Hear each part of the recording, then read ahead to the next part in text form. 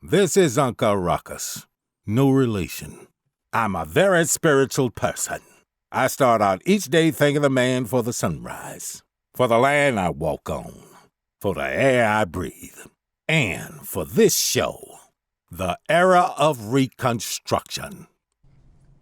Mm-hmm. In Planned Parenthood of Southeastern Pennsylvania versus Casey, Justice Scalia, as was said earlier, joined the dissent, which took the position, and I quote, "We believe that Roe was wrongly decided and that it can and should be overruled, consistent with our traditional approach to stare decisis in constitutional cases."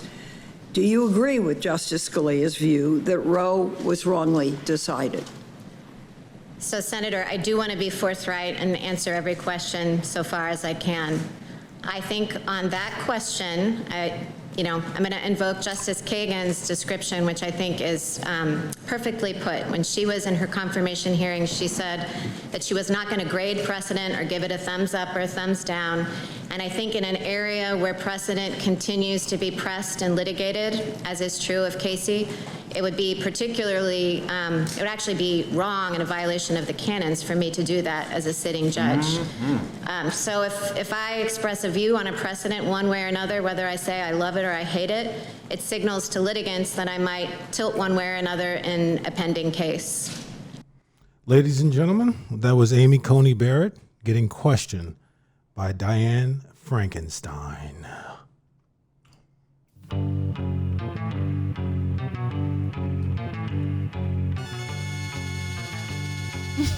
She does look like Diane Frankenstein now. Oh my God. Ladies and gentlemen, welcome to the era of Reconstruction. What happened to Uncle Ruckus? I don't know what happened to him. You know, black folks, we can't do nothing right. We can't do anything right. So except run the country. Oh, wait, no. Sorry about that, folks. I don't mean to make y'all mad. We're about to get real black. Yeah, we are. Well, Obama, is he African? Is that what Trump said? What? He is African. Hold on for a second. Hold on. Here's Uncle Ruckus. Okay. This is Uncle Ruckus. No relation. I'm a very spiritual person. I start out each day thanking the man for the sunrise, for the land I walk on, for the air I breathe, and for this show, the era of Reconstruction. Ladies and gentlemen, that was Uncle Ruckus. Actually, Uncle Ruckus is our first celebrity endorser. He's our only celebrity endorser. Hey, things are to come. But more importantly, thank you maybe for we should joining. have said that. That might have been bad. Actually, we don't want Uncle Ruckus endorsing our show. Whoops. You are in tune to the Era of Reconstruction podcast. This is a New Journey Pack production for Tuesday, the 13th, 2020. This is the second day of the confirmation hearings, or the interrogation hearings, I like to call them. I'm your host, Darren Williams, as well as the Director of Policy and Endorsements. And I'm joined here with AJ Swinson, who is our Chief of Staff. Hello, everyone. And then we have the main man, Audrey Pruitt, our CEO. Hey there. What was I supposed to say? He was still digesting his food. NewJourneyPack.org. Go there, donate. We're doing a lot of media buys.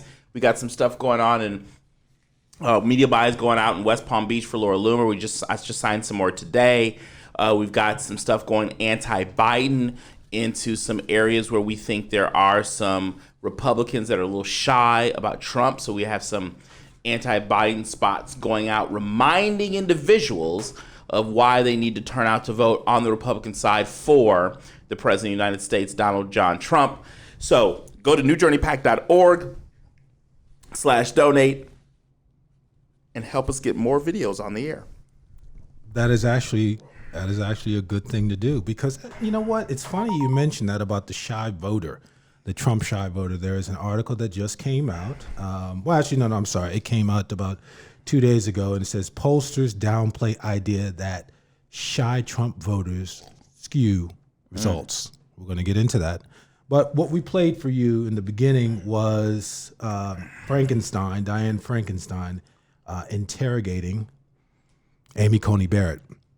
And what we want to do is we want to discuss, if we can, because we had planned to discuss some things yesterday, but we veered off, which is perfectly fine. I mean, we're not sticking specifically to a script. We like to make an outline, but then again, that outline can change, or the way we go can change easily. But we want to get into this idea, or three particular topics when it comes to the confirmation hearings that there are grilling Amy Coney Barrett on, particularly the Democrats. And one is abortion.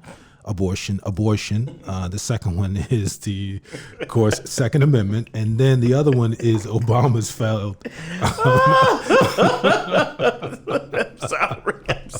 I'm sorry. The Democrats are such losers. I can't even. I watched that hearing today as much as I could. In my office, I had the TV on, and man, they were bored. Oh my gosh. It was pretty boring. Do you realize CNN will have if Trump loses this election, they'll have nothing else to talk about. They're going to die. Yeah. News as we know it will be dead if Trump loses this election. Because what are you going to do? Did you see that hearing today? Did you stay awake during it? Yeah. Even the Republicans, Senator Mike Lee, I love him, but oh my gosh. AJ was in my office. She didn't know who was talking, and I muted it. She said, "Thank you." And it was a conservative talking. Yeah. Well, I think what happened was the Democrats did not want to go the Kavanaugh way. I don't think there's going to be a ballsy Ford coming out, ballsless Ford guy coming out. They're not going to Kavanaugh her. I don't think that's going to. I think they learned their lesson with that one. Yeah. He's not going to have an uptick in his voice. So I think they're just like, okay. Joe Biden sent out the word on that one. He sent out the word. Listen, y'all, don't F up my basement strategy. Oh, yeah. Well, Right. You know? Yeah. Joe Biden is just blatantly saying, I'm not answering any questions because voters don't deserve to know it. And because the press is so biased, Did you see how he said, what do you think about the 56% of people who think the country is doing better after Trump? And he was like, I don't know why they would think that. They must have a bad memory. I was like, wait, what? He was like, well, then they shouldn't vote for me. It's like, why would you say that? 56% of people should vote for you. We need to do a 15-second spot that says Joe Biden said don't vote for him. Yeah, he literally. It's like seriously, let's write that down. Could have had to that question. That's a 15-second cut. Joe Biden says, don't vote for me. Yeah, the Gallup poll, he's like, well, if they think that, they probably shouldn't. Like, wow. All right. That's not a good answer. If you have trouble deciding whether you're not from Trump than me, you ain't black. You ain't black. Yeah, anyone who's not voting for him, the problem is them. Right now, Joe absolutely. Biden has basically said to 66% of the country, don't vote for me. That's what he said. Yeah.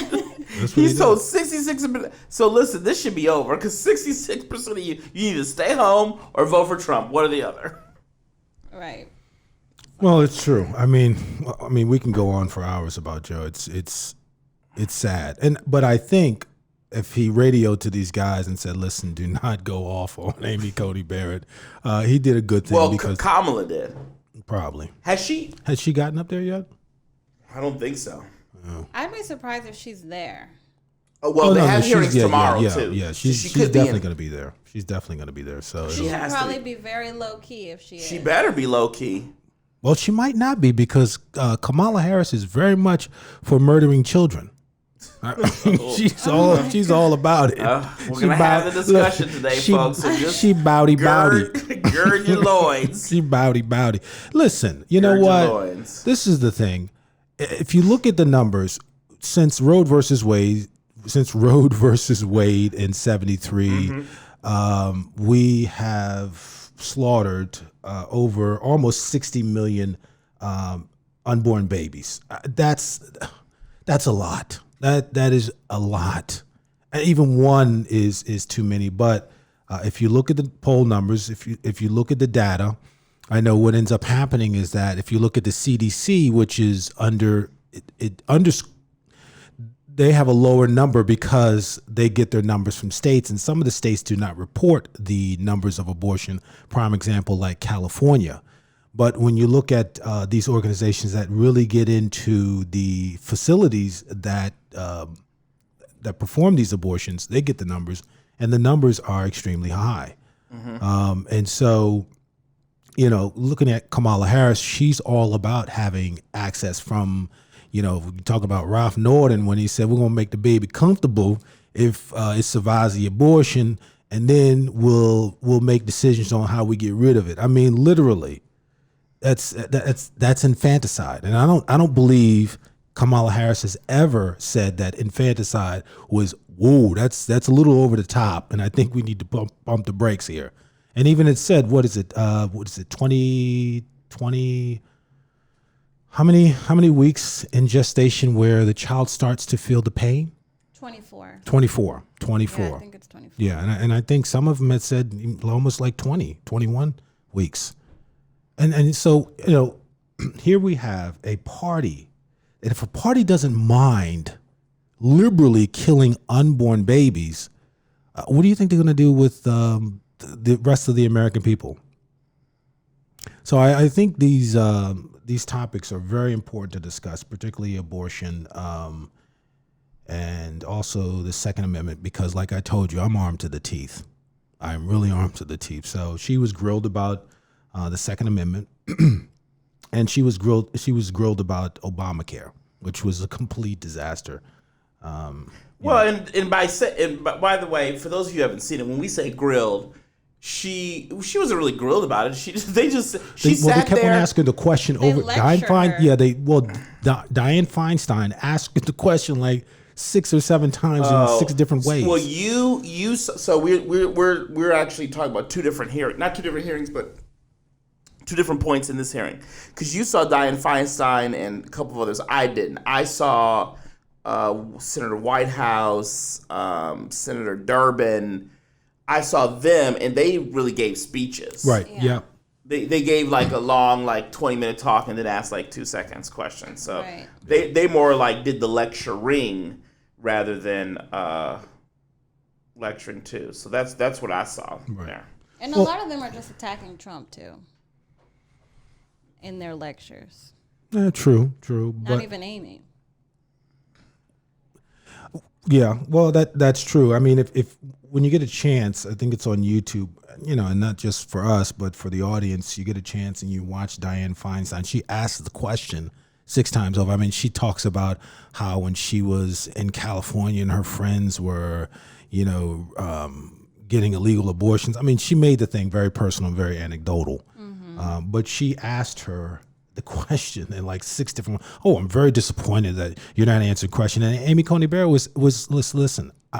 I cannot answer that question, Right. because it's not before me, and I have to be on the courts to be able to answer that question. And she did a great job. But of course, Dianne Feinstein, I'm very disappointed that you're not being candid. I'm being candid. I can't answer the question. What do you not understand? Dianne Feinstein. So, anyways, it's just my question to you is this. Yes. Now, as we know that Congress has passed over a lot of lawmaking to judges. They want to pack the courts. I think they want 13. And even Ruth said that wasn't a good idea. She spoke on that. But when we look at Roe versus Wade, and we look at how 9 people made a decision for 350 million. Well, I guess it was probably, let's just say 300 million people at the time in 1973. Is that fair? Is that honestly fair? Or should it have been put to a vote to the American people? Like pretty much everything else is when we go to the booth either every 2 or every 4 years.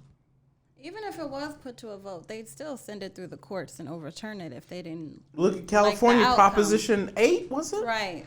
I mean, if Democrats don't like the outcome, they send it to the courts. Right, of course. We had that discussion yesterday. It would have been like, wait, no, we need to do this again. Let's vote on this again. And then people would have voted the same thing again. And they'd say, no, you guys are wrong. We're suing. Which they did. Right. California did it twice. Right. So where does that leave the American people? So, bottom line, you shouldn't even really vote on anything. Literally. Well, I mean, because that's what they want to do. They want to take away your right to vote on an election, right? I mean, state legislators change laws around it and increase regulations. They do things like that. Congress has failed to even defund Planned Parenthood. Yeah. So there's that. That's people's voice. I guess no one wants to be considered misogynistic. Republican. If they defund them. Today is just such. I know. I remember I was in a meeting when I was at Cure, and we were meeting with, congressional leadership teams before the March for Life. And they were like, oh, we're going to introduce this bill and we're going to get to talk about it at the march. And they're like, oh, this is awesome. We had the majority at the time. We're going to finally get something passed. And they're like, no, it's not going to be brought to the floor for a vote. Mm-hmm. And it was like, wait, okay. And so then I'm at the march and they're talking about this bill to the people and getting them all hyped, knowing it's not going to be voted on. No. Right. Well, listen, the Republicans, I'm going to put it this way. The Republicans every single Republican during Obamacare ran against Obamacare. And it never should have been, when it came to a vote, obviously people want to say, oh, it's John McCain. He's the one that voted it down with his thumbs down. That's true. But it never should have been left down to one Republican, because the Republicans had a larger majority at that time, didn't they? Yeah. When they voted on, they had a couple more. Who other Republicans voted against repealing it? In other words, every single Republican ran on repealing Obamacare. And why was it so difficult to repeal Obamacare? And now you have a situation where this is what happened. I was going to point to the TV, but I forgot we're recording. What happened what happened in today's hearing about the Affordable Care Act is exactly what Republicans and people like myself feared, is that once you roll out an entitlement, then people's lives get invested in that retirement. It becomes, they rely on that promise and they develop their lives around it. Mm-hmm. And it becomes much harder. And in some cases, it does become a little wishy-washy and hurtful to withdraw it. Like the sacred cow? Yeah. Now so it's like, oh, we can't touch that. So we now know for sure every single Democrat is going to vote against repealing Obamacare. And even if we got 57, 58 Republican senators and Donald Trump won again, it still would be a struggle to repeal it. Because in some of these places, including places like Mississippi and Alabama even, in some of these places, their citizenry has become to rely on the Affordable Care Act. And now we have a problem. Yeah. I mean, if you can't make the argument that there's a better option to the American people. Yeah. I remember I was getting my nails done, and I started talking to them about politics, and they were like explaining to me, they were actually really happy with Obamacare because now they can afford healthcare. Who is that they can afford healthcare?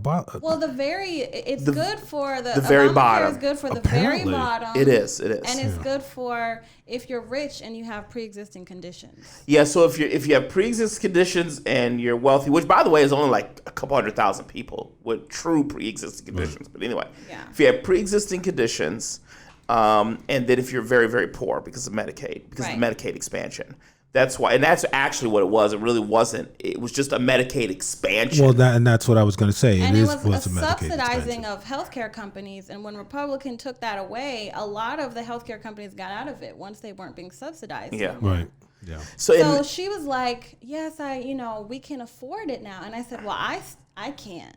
And she's like, "Oh, well, that's weird. It's good for me. I made too much money, and I wasn't making anybody what I made now. Yeah. But because I was making more than them, I couldn't afford Obamacare. And that's a mandate for me, basically. And I remember the front lady at our office at the time, she had cancer, but she wasn't rich. So although she could qualify with her pre-existing condition, it was $4,000 a month for her. So it still wasn't affordable for her. We could develop, I've written some on this actually. We could develop a healthcare system, a health insurance system that covers pre-existing conditions. So first of all, number one, we could easily have a fund. You see how we got off of abortion and we got on the true pre-existing conditions, right? So we could have a fund on true pre-existing conditions. We'll go back to killing babies in a second. We could have a fund on pre-existing conditions. Right. That's number one, and cover those 250,000 folks. All right. Then we could have also catastrophic care. But the real problem is the regulatory regimes that exist at the state and federal level. That's things like certificate of need laws. Those are laws by which if you want to open up a radiologist's office, you have to go to the local city council and prove that there's a need before you can enter the radiology marketplace and get the local license to be able to operate. Mm-hmm. Right. Those certificates of need laws. Then you have the fact that healthcare is coupled with your employer. Healthcare coupled with your employer is horrible because then the employer has the incentive to put all of their extra money, instead of in your pocket, they want to shift it and put it into your healthcare because then they can deduct more of it. Right. So there's a lot of adverse incentives. And if you go back and you actually study this, you'll find that since World War II, as wages decreased, let me rephrase that. Wages increased, but wages did not keep up with the pace of inflation. The reason why wages didn't keep up with the pace of inflation was because employers were incentivized to give you great health care or some type of health care because that was 100% deductible versus if they gave you extra money in your pocket that's not necessarily deductible, right? So we have to reform. We need medical tort reform. I mean, there's just so many things that we need that could drive down the care of health insurance. Right. If you wanted to have a balanced system, to be honest with you, you could say, you know what, we're going to cover you from ages 0 to 25. Because most of the chronic conditions, even now, obesity, I'm too big, most of the chronic conditions are habits and things we learn from 0 to 25. And we don't visit the doctor regularly from 0 to 25. Not to mention, we forget about mental health, which among 18 to 34-year-olds is now causing major problems. Yeah. You know, so, I mean, there is a way to solve the healthcare problem, but Darren wants to talk about killing babies. So well, one last thing on healthcare. I just wanted to point out the argument that we're making is that government made things expensive, and then it's saying, oh, but we can fix why it's expensive by creating a greater problem that's more expensive. Well, that sounds like Milton Friedman's little essay on the problem is government. Yeah, or Ronald Reagan's claim the 10 most bad words that people are, or 5 scary words you could hear or something. Oh, I'm here from the government and I'm here to help. I'm from the government, I'm here to help. Right. I'm from the government. But I think what you said about between 0 to 25 years of age is a good idea because I think it all rotates around preventive health care. Yeah. You're 100% right. Yeah, with exercising, the amount of food you consume and what you do consume. Now, I'm not all for as what what's his face, the mayor Bloomberg outlawing soda cans. But the size of soda cans. But at some junction, I mean, really, do you really need a 50-ounce soda can?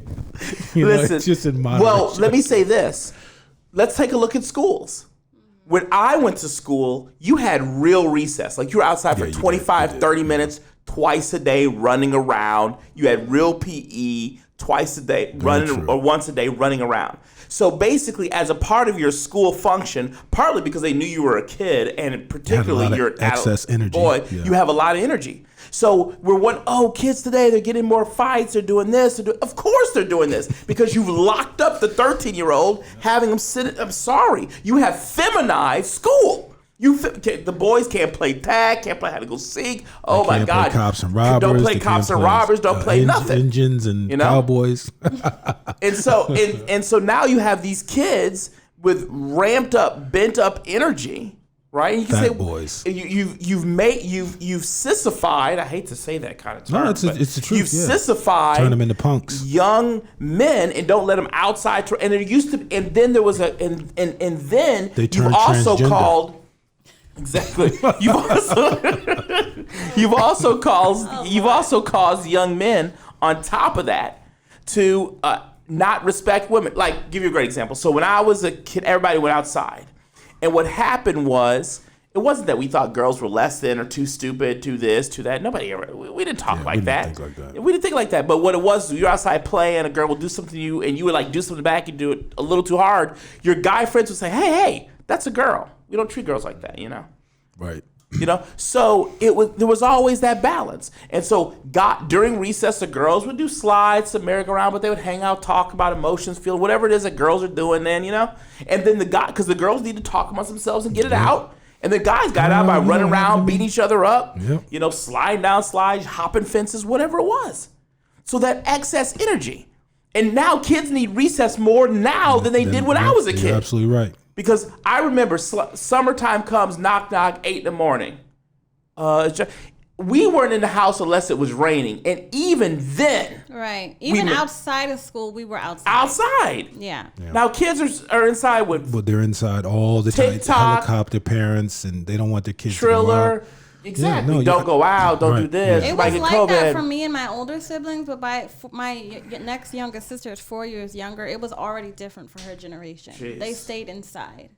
Well, you know, it's funny because you look at Halloween coming up. Well, you take away COVID. I remember back in the day during Halloween, even at the age of like 9, 10, 11, we would go out and we would stay out until 12 o'clock at night. We would get our candy and then we would come back in with our candy and then we would go out there and then rob people. We would just go out. Rob kids with a candy. Rob kids but the point was, run around. Yeah, you were out there. And you ran out at night. You ran out now at they night. do trick-or-treating at 4 p.m.? Yeah, right. My parents were holy rollers, so I don't have that experience. We sat in the house. In the mall. You trick-or-treat in the mall.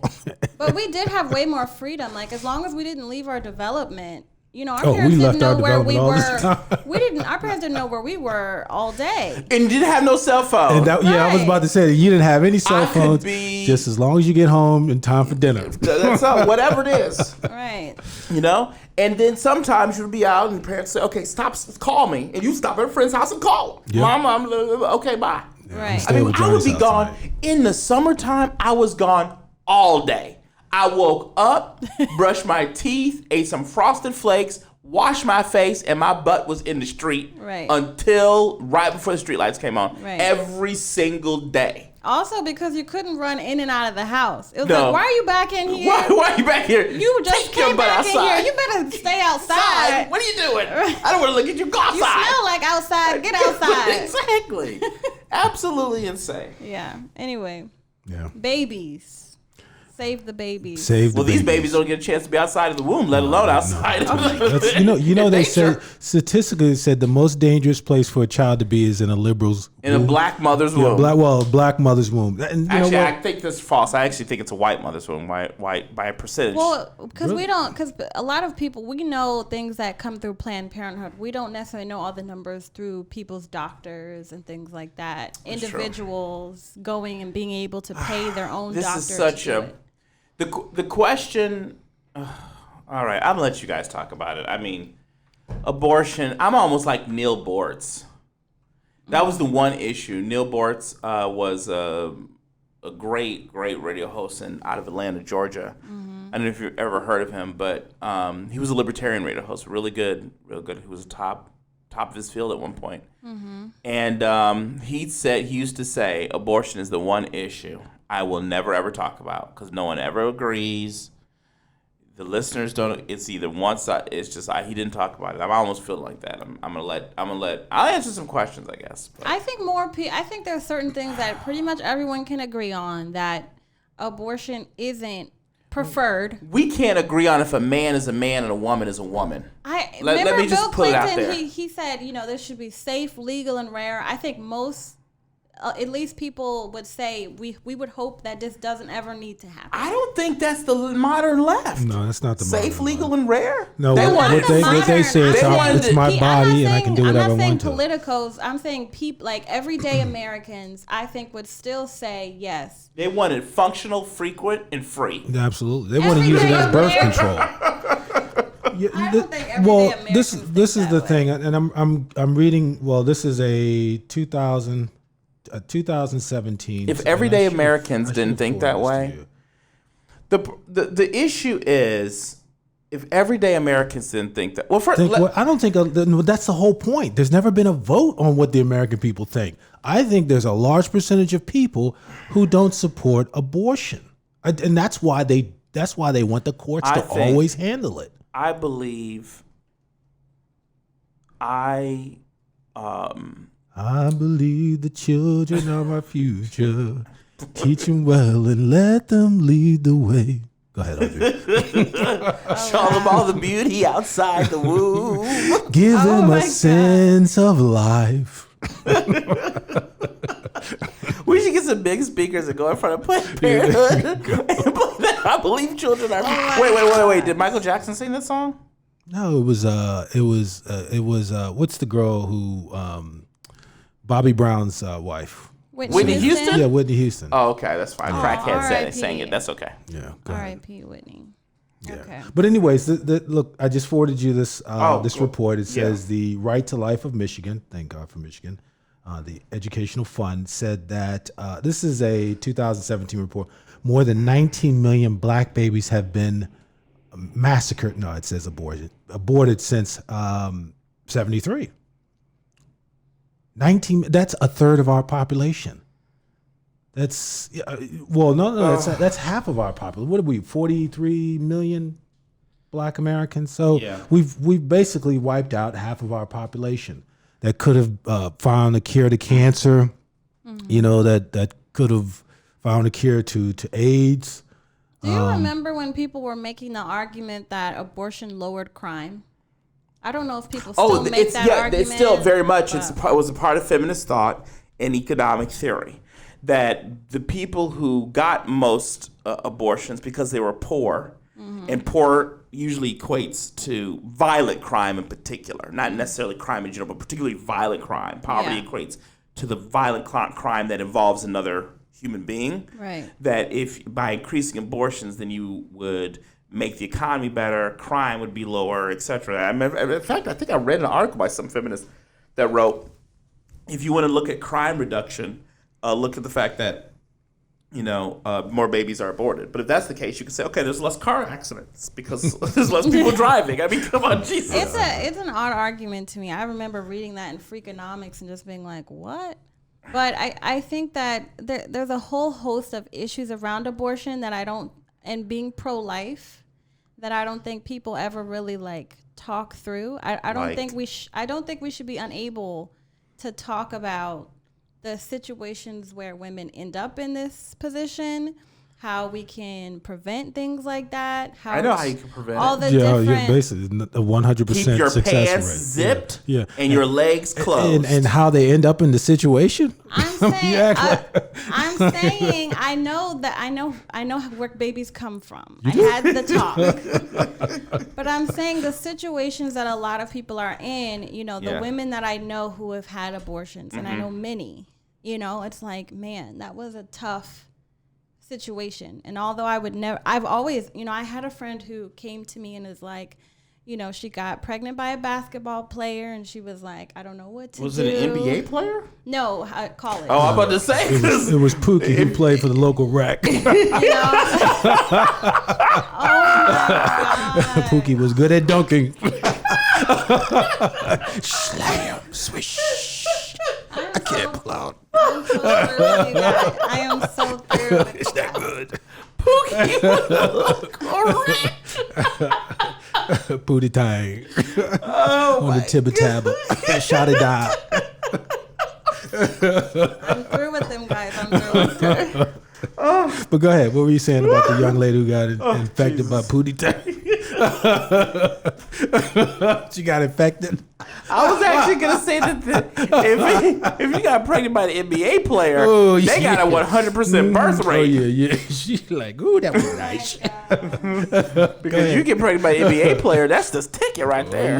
Oh yeah. That's the ticket. Go ahead.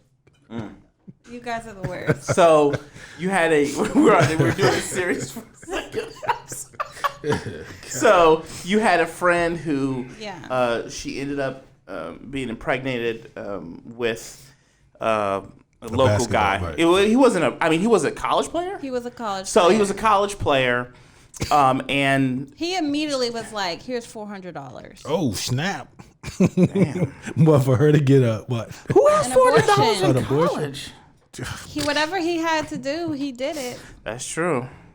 And she was like, "Why? I don't want to. I'm in college. Like, what am I gonna do?" Does she know anything about like birth control? I mean, what was this girl? I'm not. Even birth control doesn't work all the time. Even if you're on birth control, there's still a chance. Yeah, you see, but let me tell you something. This is the crazy thing. If you don't want a child. But no, it's not even. Yes, you're absolutely right. But I find it interesting how you don't want a child, but you want to do all those things that basically lead to you having a child, meaning that you ejaculate in the person. Yes. Sorry for saying that, but I mean literally. Okay. I mean it's common sense. Okay.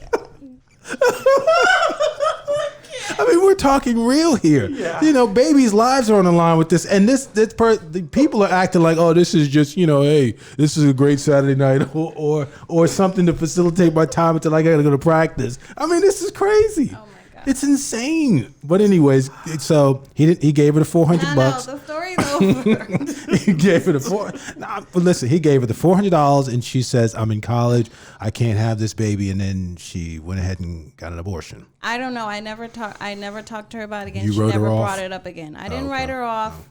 I just told her, I'm like, I'm here for you. I want to help. I'm already an auntie to 5 kids. I can be another auntie to someone else. 5 illegitimate kids? No. Oh, okay. What's wrong with you? Nothing's wrong with me. I'm trying to get the facts here. Yeah. You know my what? siblings. I have Okay. 6 Okay. siblings. Okay. Yeah. Establish that. Yeah. Okay. Yeah. No. Listen. And it sounds like we're making a joke about it, but ladies and gentlemen, it's life. Life is so important. Life is so important. We're blessed with life. We are blessed with life.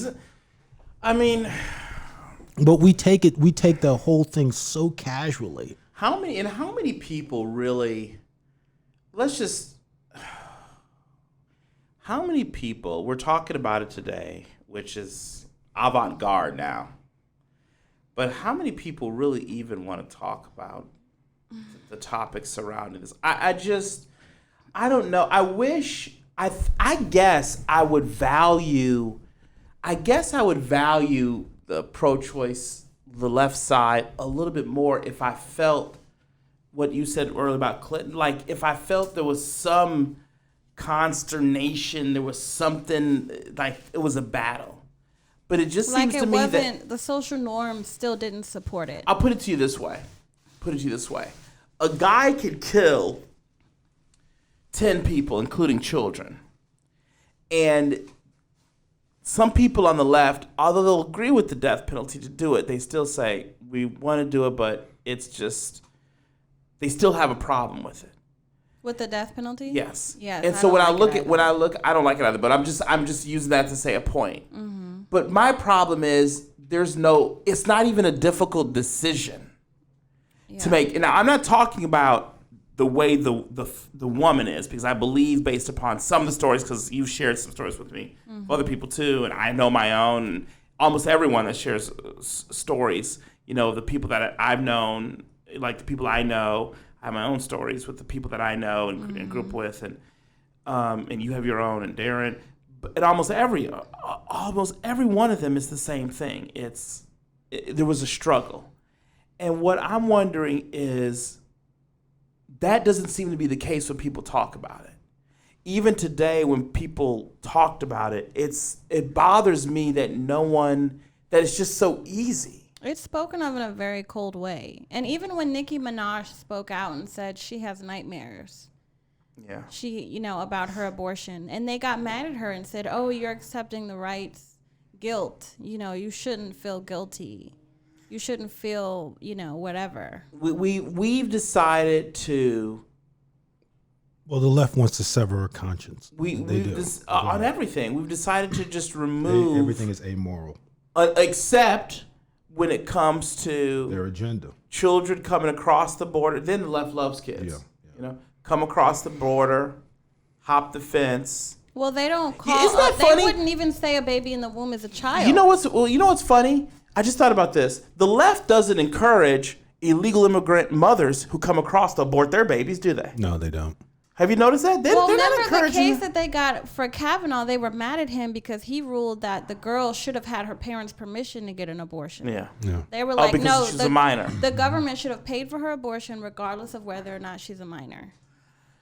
So they're not discriminating against nobody's babies. So, listen, I think if it comes to... Was that an illegal immigrant?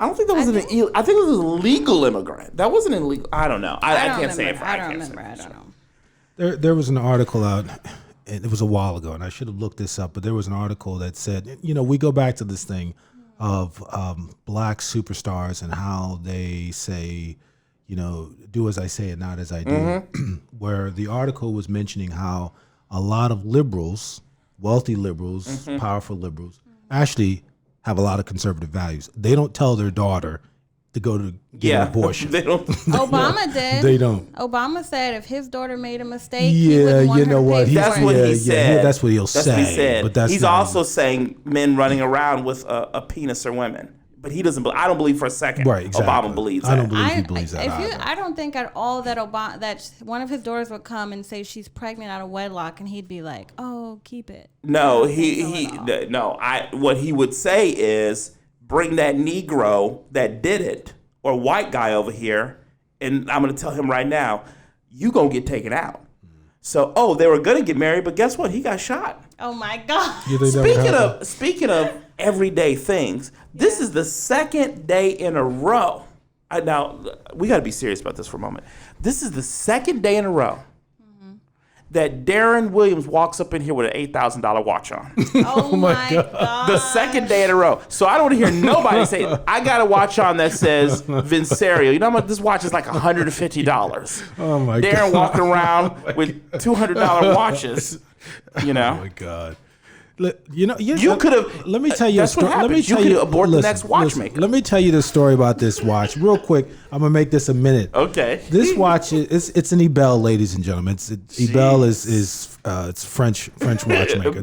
Yeah. Bonjour. Yeah, right. Bonjour, So I am a type of person that scopes out things for a while, and I will not pay full price for anything. So, anyways, Bailey Banks and Biddles was closing. Bailey, for those of you who don't know, Bailey Banks and Biddle is a premier jeweler.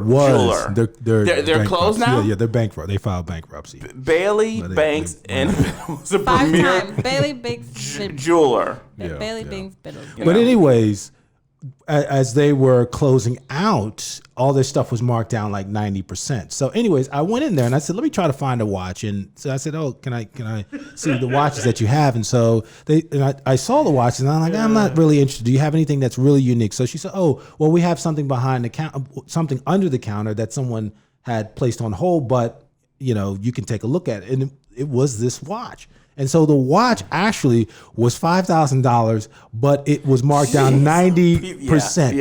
Yeah. It was marked. So it was marked down 90%, ladies and gentlemen.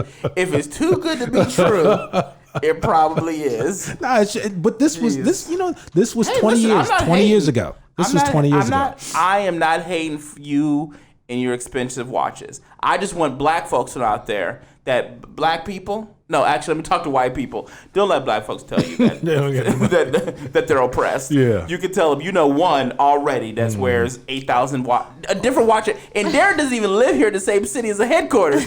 So he's got enough watch and enough power when he travels in his private jet. I can't afford to live in Boca. I can't afford to live in Boca. He comes from the private jet from London, and he's got enough to land here, check out his hospital he owns, his car dealerships he owns, get a couple watches. What I cannot afford is Obamacare.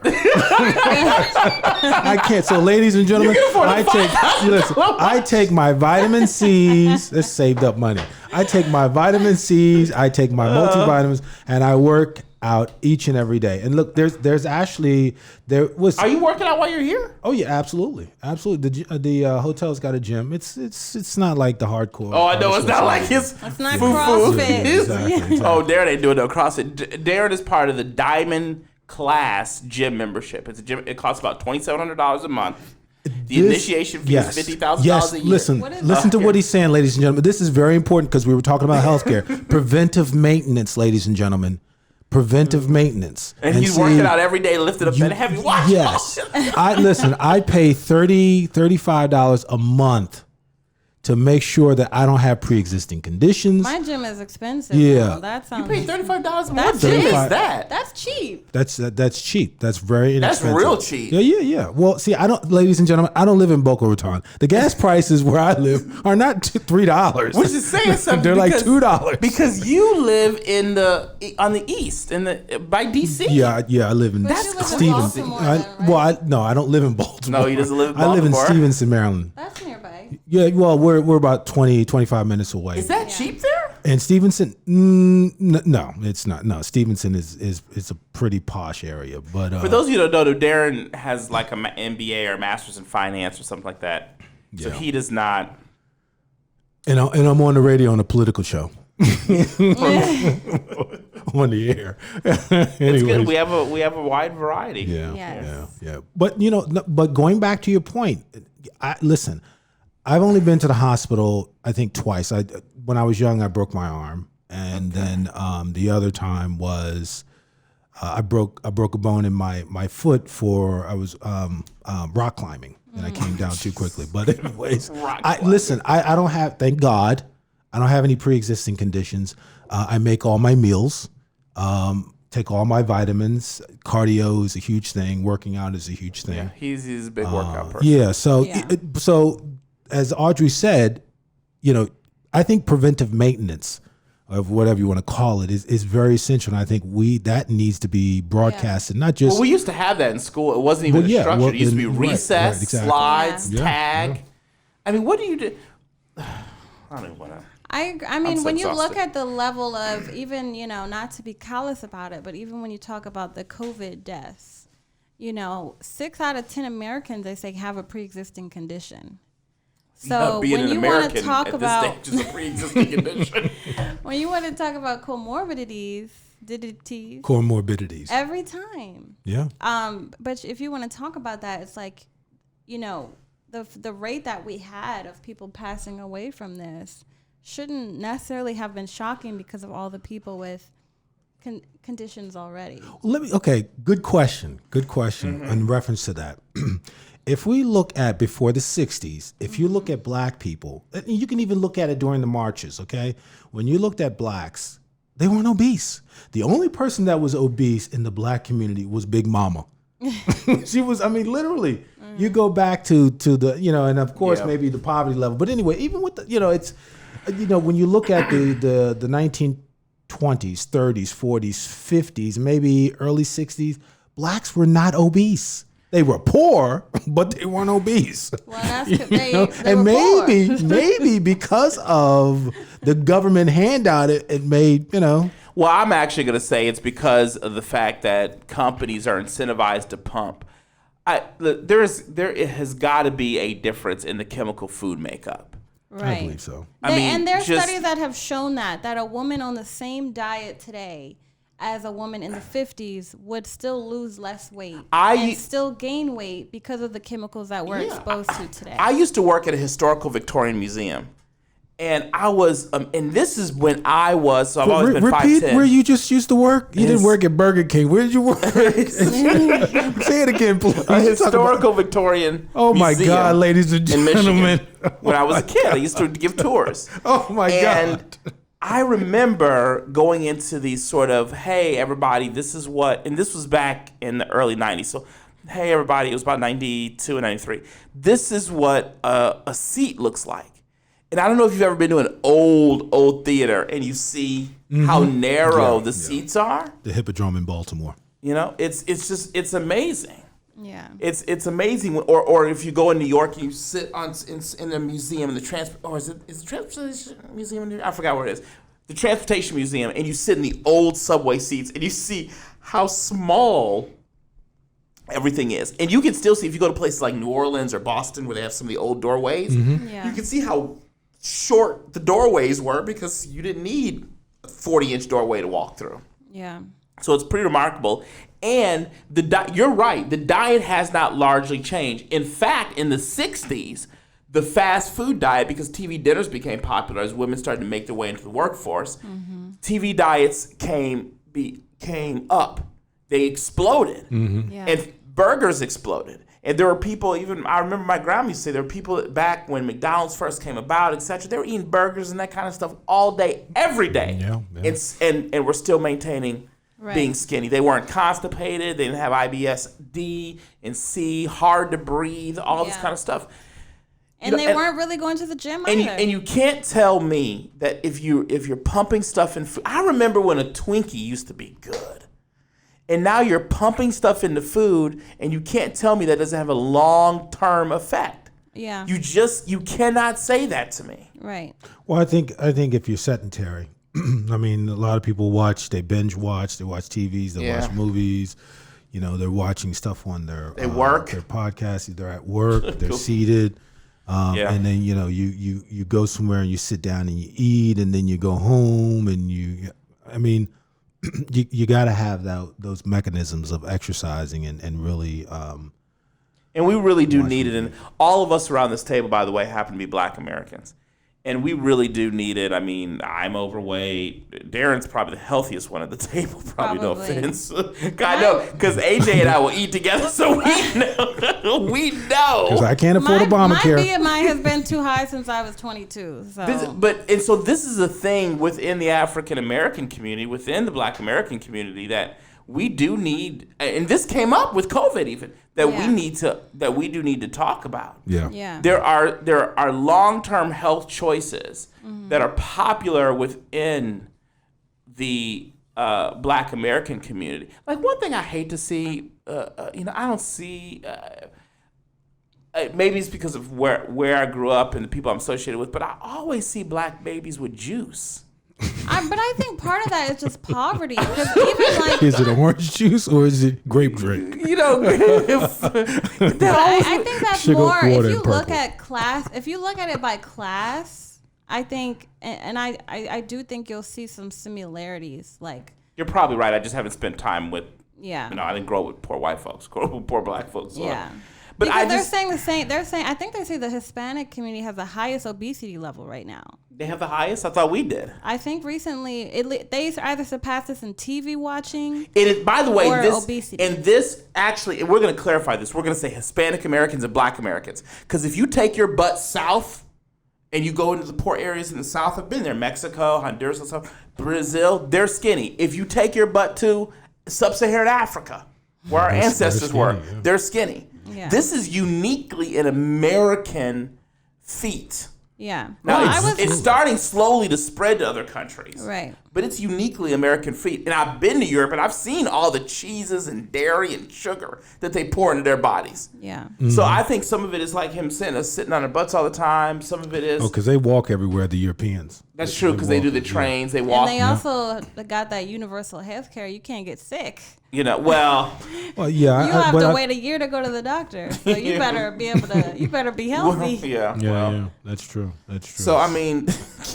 Well, the other interesting thing is that unfortunately to say, you do find a lot of white people that are more into hiking, they're out early in the morning, whether it's walking, jogging, or doing something that's active. I think that might be. She might be right about class though, because it might be just because if I go around even where we are now, if I drive outside of my neighborhood, you're right, in my neighborhood, but there's only like 2 black people in our neighborhood, and they all belong. They all have the last name Pruitt. so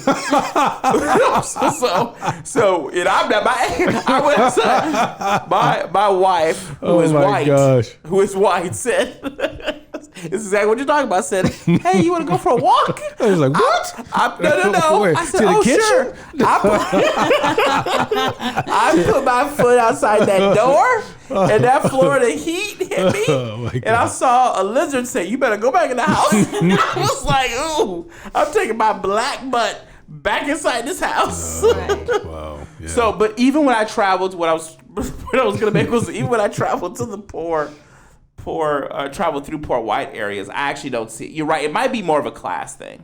It's junk. You see a lot of fast food. You see a lot of drinking. You don't see a lot of gyms. Well, you do see drink. Listen, the white folks around me, they can drink. Oh, white folks drink. Well, I hear when they pull that trash down to the curb, clink, clink, clink, all them wine bottles in that trash can. I mean, they drink like fishes. Yeah, they drink. They drink. I don't even. They're drinking Stella instead of Budweiser. That's what. No, the rednecks drinking Budweiser. Yeah. So you people drinking that Hennessy. Oh my God. Who introduced me to Hennessy and Coke? Me. That was you. Hello. I had never had Hennessy and Coke. So I ordered because I like whiskey, Highland Park. Anyway, so I never had Hennessy and Coke, and AJ and I were at, I don't know, Don or something.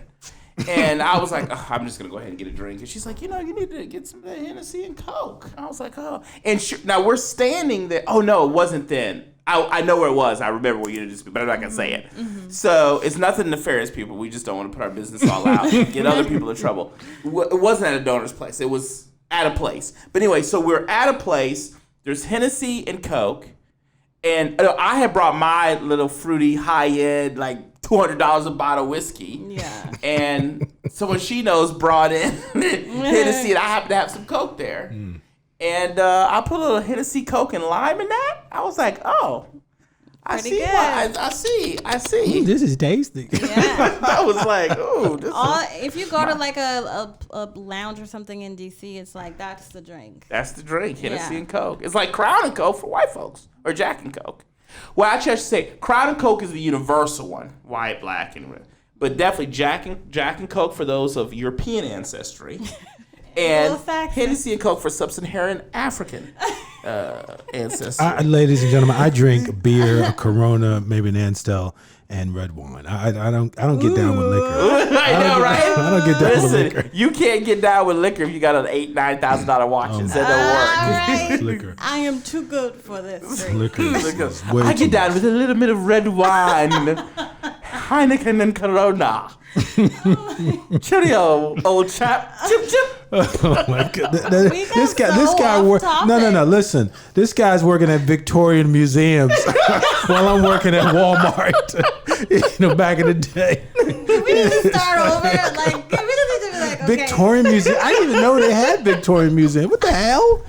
In Michigan, of all places? Yes. Where is it? Battle Creek, Michigan. Battle Creek, Michigan. That sounds like a white place. People are still very interested in that era. Battle Creek, Michigan.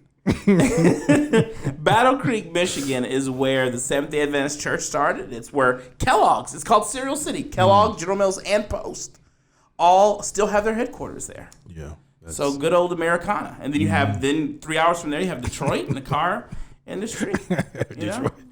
But I grew up, I spent a little time in Alabama, but I grew up in the Midwest. I'm a Midwestern, a classic American. We don't know nothing about no $5,000 watches and all that stuff. We don't know nothing about no gym. But you do know about shotguns. Our gym was you go outside. Not AR-15s. And blow a mucil. What? Did he